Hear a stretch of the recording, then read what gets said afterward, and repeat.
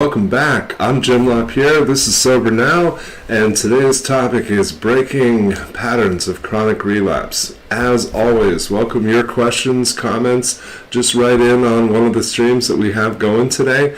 And if you haven't already been there, head over to Sober Now's Facebook page. Give it a quick like. You'll get notifications of future live streams, other content that we're providing. Would love to hear from you, whether it's on topic or not. And if you're watching the live stream after the fact, just drop me a comment. Let me know how things are going in your recovery, what kind of questions you have. We always want to be a resource to you. All right, let's just jump right into it. I've always kind of hated the term of being a chronic relapser because it's not just a description of a past. Too often it's a prediction about the future. And what I often say to folks is, a big part of success happens when we stop predicting future failure. But I do appreciate the fact that there is accountability in admitting to relapse. I'm always rooting for folks, and I'm always struck when they have to admit, that they've used. But sometimes people just don't come right out and say that. They rely on euphemisms, and they tell me that they screwed up, or they fucked up, or that they are going backwards. So I always preach accountability, and what I find is if we can't say what things really are, then our chances of overcoming them are very poor. There's a story I often tell about a gentleman I worked with off and on for a very long time, and he had great integrity. He struggled with patterns of relapse, but the story that I share with folks is I had walked him out from a counseling session, and as we went out to the parking lot, he ran into somebody that he knew from a 12-step program, and the person expressed being concerned about him, and they said, "Hey, I've been worried about you. I heard you had a slip." And this gentleman laughed out loud, and he said, "I didn't slip, I got fucking drunk." The slip is something that you don't mean to do. So having that kind of integrity and accountability is, in my experience, really key to overcoming patterns that plague us. And somewhere between having accountability and having support is usually the real difference in trying to break those patterns. Too often I see folks struggle because they're afraid to reach out, because they're afraid to connect with others, and I totally understand that. I often think of Johann Hari's work. He said that connection is the opposite of addiction, and I couldn't agree with that more. So we got to have lots of accountability, we've got to have lots of support, and at the risk of stating the obvious, we need to have a plan. Relapse prevention plans are something that a recovery coach, a counselor, or a sponsor could easily help you develop. And there are things that we can reasonably predict and things that we just need to be prepared for. Not over-prepared, not overthinking, but just something as simple as knowing that there are going to be times when you're craving a drink or a drug, knowing that there's going to be times where you're triggered and feeling overwhelmed by emotion. So we learn to use very basic tools like Halt in a relapse prevention plan. Halt is hungry, angry, lonely, tired. And the wonderful thing about this tool is that it can be used two ways. It can be used preventatively and it can be used diagnostically. So if we use it preventatively, it's real simple. We know that being too hungry, angry, lonely, or tired puts us at risk for all kinds of old behaviors and unhealthy undertakings, but it specifically puts us at risk for relapse. Using Halt diagnostically means that there's times, especially in the first year of recovery, where we're just really not sure. We can't pinpoint what it is that's going on with us, so we can take stock. Am I hungry? Am I angry? Am I lonely? Am I tired? And then we can have, as part of our relapse prevention plan, here's what I'm going to do when those things happen. Because the worst possible time to make a plan is when you're already feeling overwhelmed, when things seem dark or scary. These are the worst possible times to be considering, okay, what should I do about this? There's another piece that I want to connect to that, because I often hear from people especially in early recovery, well, I have people that are there if I need them. And I'll immediately say, okay, good news, you need them. And you need them on your good days. Because waiting until we're really struggling to reach out to someone First of all, we tend to be coming from a place of guilt or shame. We haven't necessarily invested in those relationships, and we're not going to feel comfortable reaching out to them when we are struggling. So I say cultivate relationships with people who have lived experience in addiction recovery. Make sure that you're connecting with people who understand the disease and can support you through it, and most importantly, people who will call you out if they think that you're being less than honest with yourself, if they think maybe your disease is doing the thinking for you. Again, there's things we can plan for, and if we keep it real simple, we can plan for cravings, we can plan for triggers. Most of us are survivors of trauma. We can plan for something as simple as just having a really shitty day, and what am I going to do that's new? What am I going to do to cope? What am I going to do to deal with emotion? What am I going to do to keep myself away from a drink or a drug today? Over the years, I have marveled at how black and white our thinking tends to be. So quite often when people relapse, they tell me that they've lost everything and they're starting all over. And that simply isn't true. So what I have been espousing for a number of years now is the value of cumulative recovery. Because every length of sobriety, every length of abstinence has value. And in those times, we learn something new, we have positive experiences, we develop some type of support. Anything good that we're doing, we don't lose that just because we relapse. But there's a projection that tends to happen. When folks relapse, they're disappointed, they've let themselves down. Maybe they've let down their family, those closest to them, but for those of us who have lived experience or professional experience, we're not disappointed because we didn't have expectations in the first place. Relapse is often a part of recovery. That doesn't mean that it has to be part of recovery. It means that not everybody gets it right 100% right out of the gate. And so we support folks, but I have to remind people that I serve, I don't change because you got drunk. Right? So I'm not ashamed of you. I don't want to guilt you. I certainly don't think less of you because your disease won on a particular day, or even for a particular length of time. I say let's get back to what works. I say the only person that you definitely let down is yourself. And I say that you can't afford to stay in a place of shame or guilt. You can't afford to stay in a place where you're just beating the hell out of yourself. Too often, what we're really doing is fighting losing battles for self-control. There are particular risk factors that we can consider. Anniversary dates are a big one. Times where we've lost loved ones, times where we went through a divorce or we went through something that was especially poignant and painful. And whenever that time of year comes around on the calendar, we should plan and know that we're at risk. The holiday season is very much a risky time for us. Too often we're estranged from friends and family. Too often we're just isolated and feeling really alone. And so we need to, again, plan ahead, make sure that we're not isolating, we're not spending too much time alone, because there's a very ingrained sense within us that when we are sad, we should be sad alone. When we're scared or struggling, we should probably withdraw. And this is, of course, what exacerbates the problem. We get stuck inside of our head, and instead of moving towards solutions, we're dwelling on problems.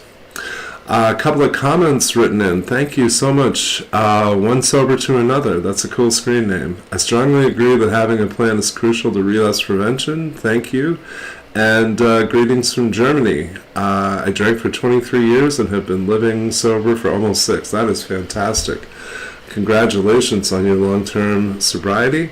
And judging by your screen name, I'd say that connecting with other folks and being of service to them is valuable to you. So I'm really happy to hear that. I know that is a win-win, right? It helps us to help you.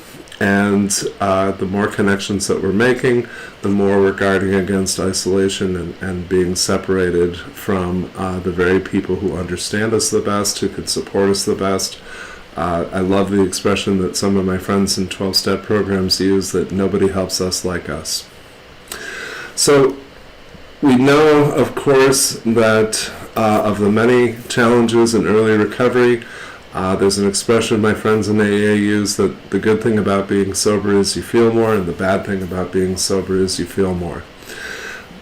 The degree to which we struggle just with our awareness of emotion and having ignored it for so long, having drank over it for so long, it's really tough to get to a place where we truly understand ourselves. We can identify what it is we're feeling.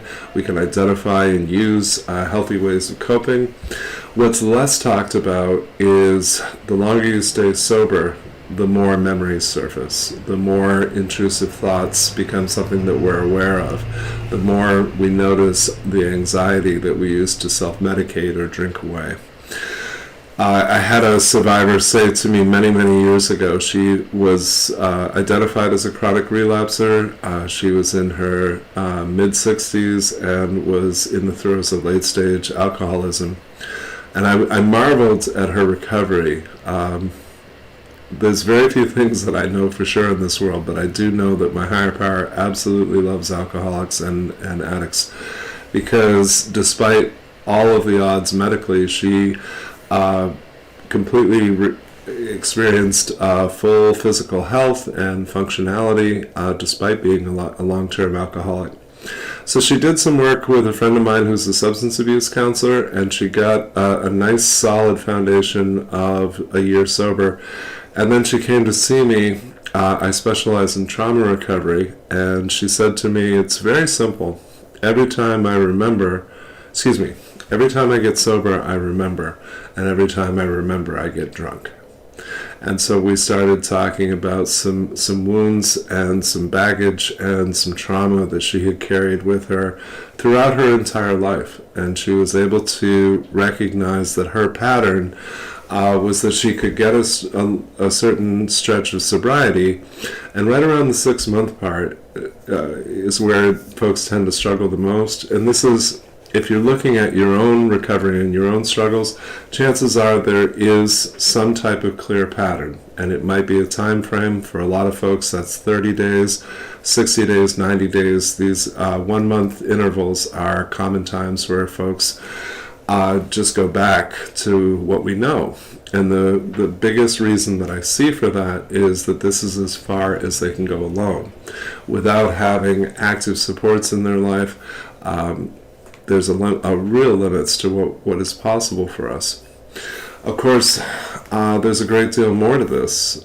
A lot of folks that I've supported in 12-step programs would work the first 3 steps and then relapse, and then work the first 3 steps and then relapse. In fact, this dynamic is so common that folks in AA refer to it as 1, 2, 3, drink, 1, 2, 3, drink. So I've sat with dozens of people over the years who admitted to me that they relapsing for just one day was a way of hitting the reset button. They were too afraid to start working step 4, and so they drank for a night and then went back to what was familiar and just worked steps 1, 2, and 3 again. And I've asked, God knows how many people, did you ever consider just not doing step 4 and not drinking? And this is a testament to the insanity of the disease, is that we will consider potentially an awful lot of options, usually in black and white terms, usually now or never kind of terms, all or nothing kind of terms. But we will almost never consider the possibility of just leaving something alone or not acting upon it. So I'm a big believer in doing things when we're ready. If folks choose to do a 12-step program or any other type of recovery program, what I'm going to encourage them to do, in addition, of course, to having accountability and support, is to be patient with themselves. Too often we feel like we have to make up for lost time. Too often we're in a hurry to get there. And there's this mythical place that we believe we have to get to.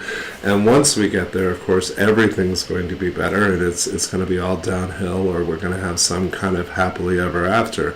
And of course, that's just not true. Time takes time. And to be patient with ourselves is a form of kindness, and that's actually why it's so hard for us. For most of us, being kind to ourselves is foreign. It's not something that was ingrained within us. It's not something that we were taught or that others modeled for us as something that we can do. But healing and recovery, and honestly, most of the very best things in life take a long time. They can't be done in a hurry. They can't be rushed. And so all the more reason to have patience. I always encourage people to use what I call the golden rule in reverse.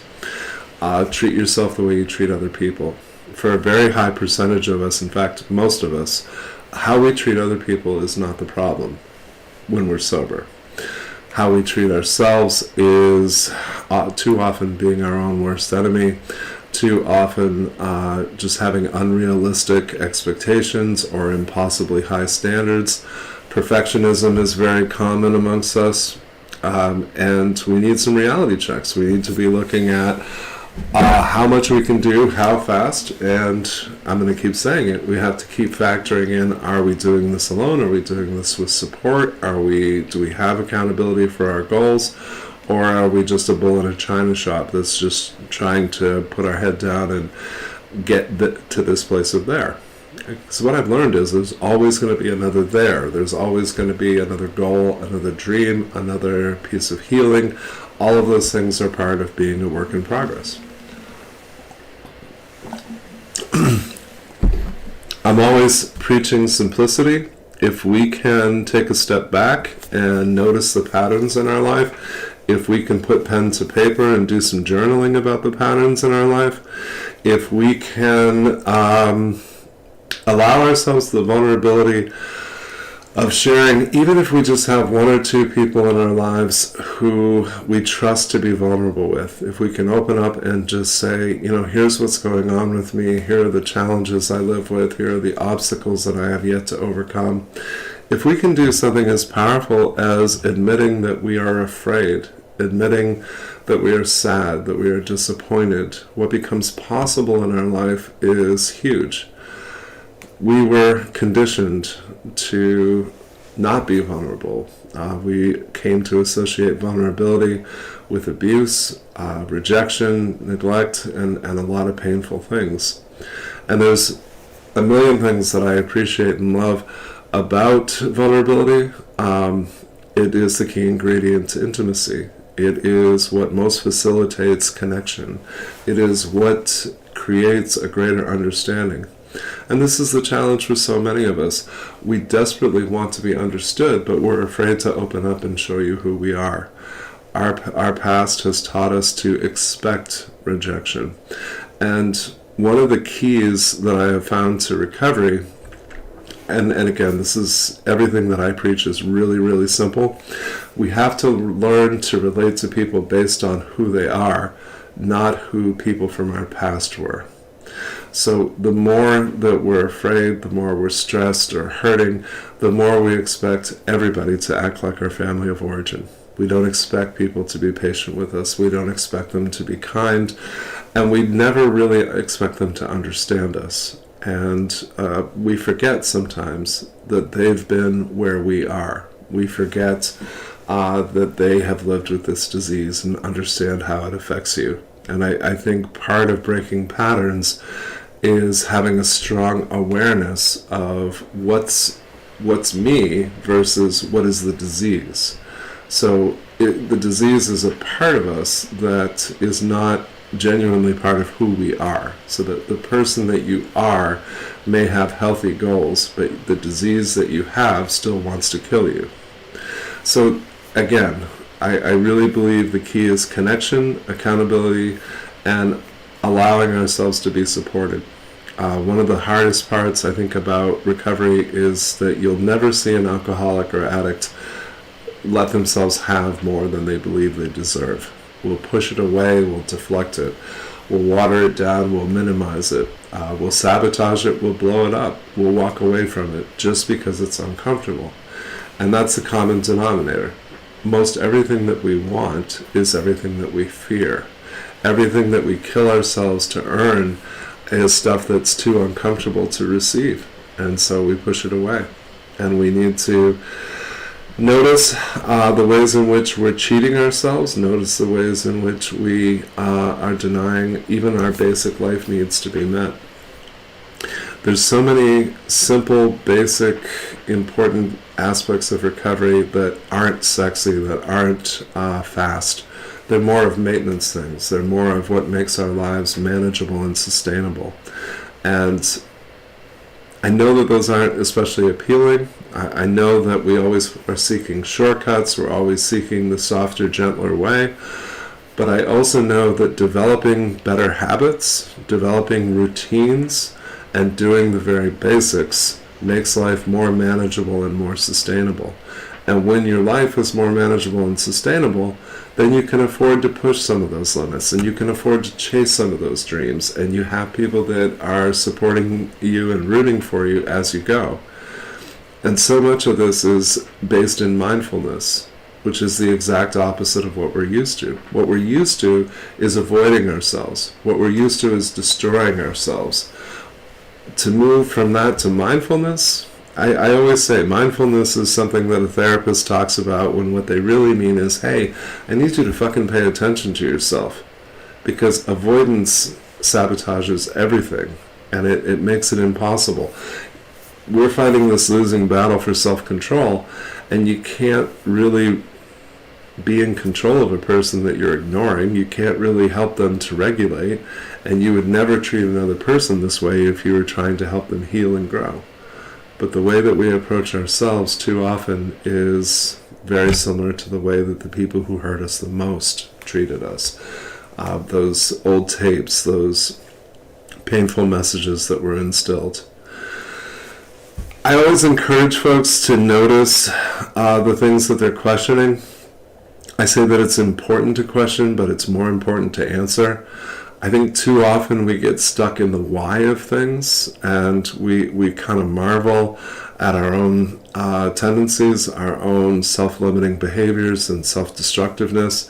And especially in the first year of recovery, I just don't see much value in wrestling with the why of things. There's an expression my friends in 12-step programs use that is how do we get better? How do we get sober and stay sober? And in this case, HOW is an acronym. It stands for honesty, openness, and willingness. What that unlocks, what that makes possible in a person's life really can't be overstated. The value of it is enormous.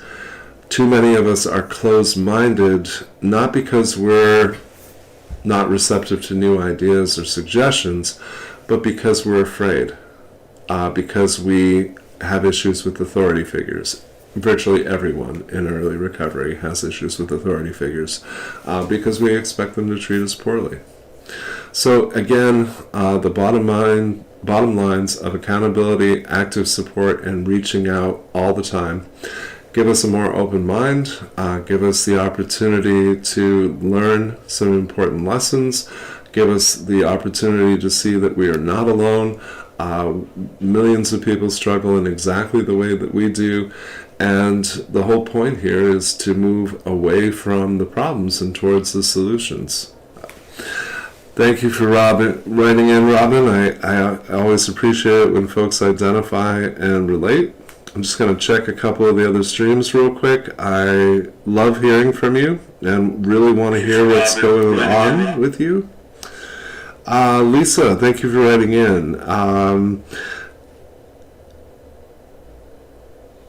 I very much appreciate your sentiments. I'm glad to share what I have learned, and I'm a big believer in being a resource to my community, and I guess my community is kind of my tribe. That's an expression, right, that we should find our tribe. I identify as an affected other. I identify as a survivor of trauma. I identify as a person who lives with mental illness. I am addicted to two substances. Caffeine and nicotine are my addictions, and oddly I live in a society that doesn't consider me a drug addict. But I have found my tribe amongst most often and most profoundly amongst people who are in recovery. The people that I love and cherish the most have suffered greatly, and have shown remarkable resilience, have worked extraordinarily hard to rebuild and repair their lives. They have taught me volumes about transformation and spiritual growth, and a lot of just really simple but vitally important life lessons. So I urge you not to struggle alone. I urge you to reach out. I recognize that that's uncomfortable. I love the meme that everything you want is on the other side of fear. Everything you want is 2 steps outside of your current comfort zone. So please don't be ashamed. Please don't endlessly wrestle with guilt. Please catch yourself beating yourself up. And please just hear me say that you are a very good person with a very bad disease. And you are deserving of support, just as people with any other medical condition are deserving of support. So, I recognize that the holiday season is very hard for so many of us. I hope that you will reach out to friends and family. I hope that you'll reach out to people in different recovery fellowships, and I hope that you'll connect with me. I love being a resource, and I love hearing from you what are topics that you'd like to hear discussed in future live streams. Easiest way to connect with me, jim@sobernow.com.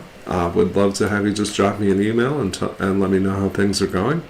Would love to have you check out Sober Now's YouTube channel. Just dozens and dozens and dozens of videos there on different topics relating to recovery, all completely free. If you subscribe to the channel, you'll get notifications about live streams and other content that we create. And finally, I'd love to have you check out our website, sobernow.com. We're more affordable than we've ever been. Just under $15 a month for a subscription service gets you access to our 28-day home study programs. The first one is for folks who are trying to enhance their recovery from substance use disorder, and the second program is for people like me, affected others, those who have loved ones in active addiction or early recovery, exploring some of the ways in which, as we know, addiction does not just affect the person in active use, it affects everyone. So, a couple of home study programs, go at your own pace, complete anonymity, complete confidentiality, and a group of folks behind you that want to see you get healthier and improve your life. So, got to be signing off for today, but I will look forward to seeing you next week, and please take excellent care of you.